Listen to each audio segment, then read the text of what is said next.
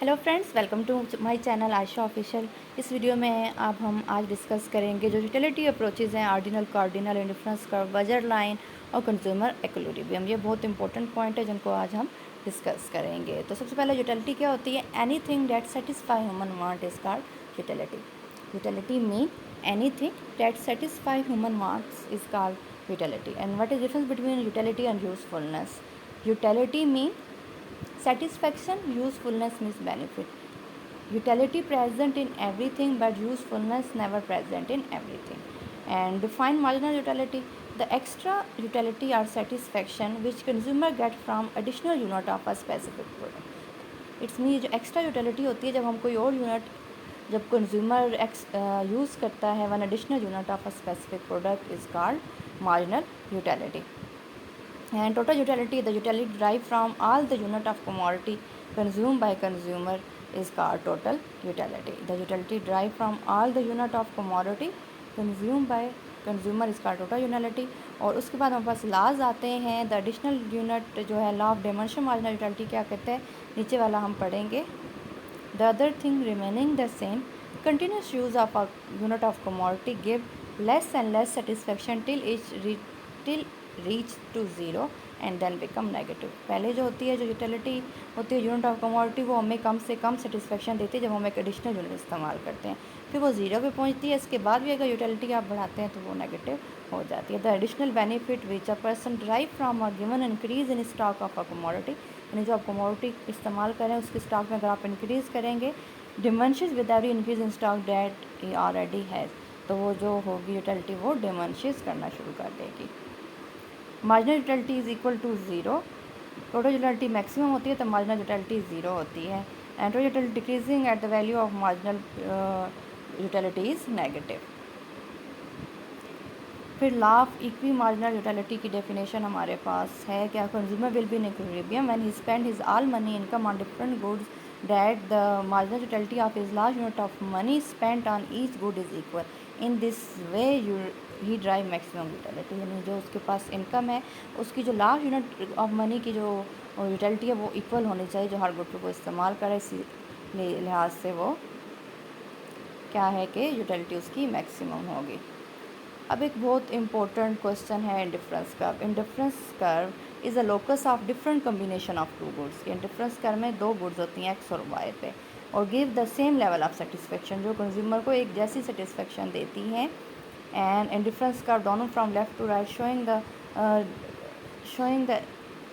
showing an equal satisfaction on each its point with the given amount of income and income spent different combination of two commodity. अब एक और आता है marginal rate of substitution या MRS.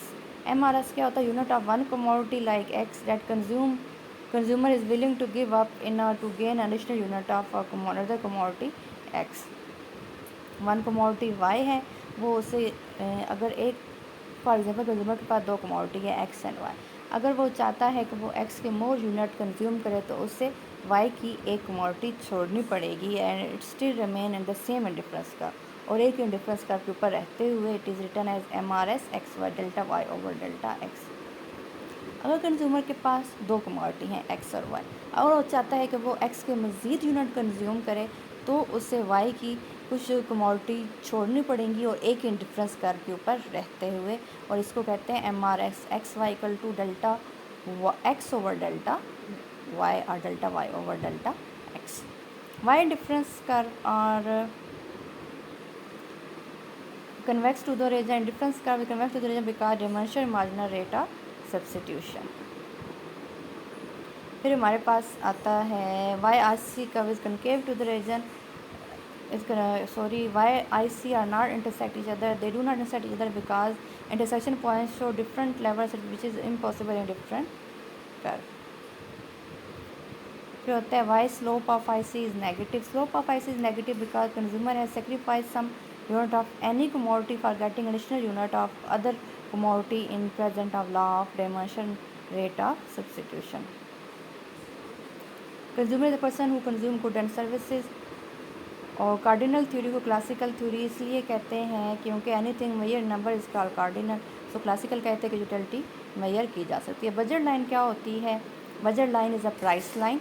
show different combination of two commodities like X and Y that consumer can purchase spending all his income given price of a commodity.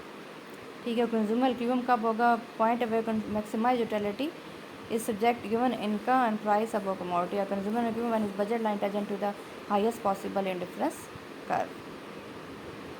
Consumer surplus सादा अल्फाज में कि वो प्राइस जो consumer पे करना चाहता है और जो एक्चुअली पे करता है उसका जो difference. Consumer surplus equal to difference between amount of money that consumer actually paid to buy certain quantity of a commodity and the amount he would be willing to pay for the quantity rather than go out.